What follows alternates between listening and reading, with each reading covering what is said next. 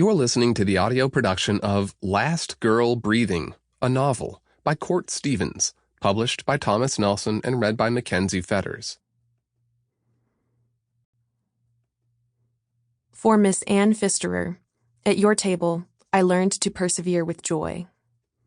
For the Morgans, I pray he comes home. Romans 5:3-5.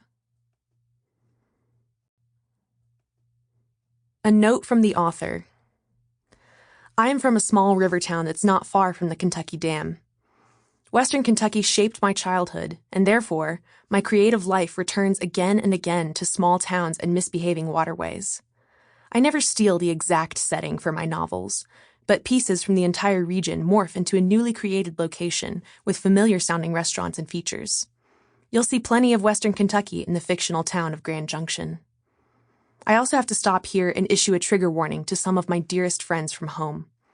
I had a full draft of this novel written prior to a river accident that took the life of my childhood friend's son. It was never my intention for Last Girl Breathing to reflect the direct loss of a beautiful son from my hometown. This story was in my heart long before.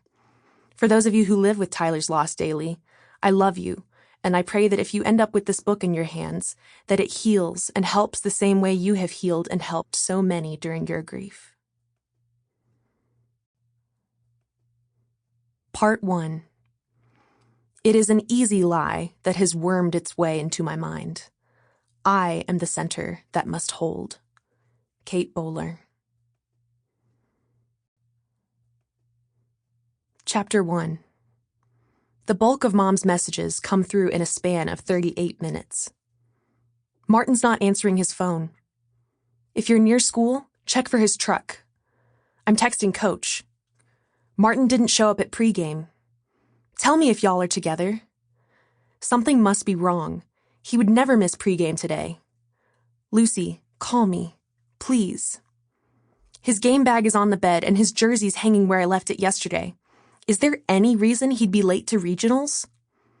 I'm headed to the football stadium. If he texts, tell him to go straight there. I have his stuff with me. His truck isn't here. If you skipped school to shoot without telling me, I swear I'll cancel your flight to the Walther Cup. Lucy, I'm really scared. Martin is my 17-year-old stepbrother. We got him when Mom acquired her second husband, Robert Carlin. If Mom hadn't been in love with Robert, she'd likely have married him for Martin alone, and I would have seconded the decision. Martin currently lives in a scrawny 6'3" body that contains a heart the size of an ocean. He's easy. With Sample complete. Ready to continue?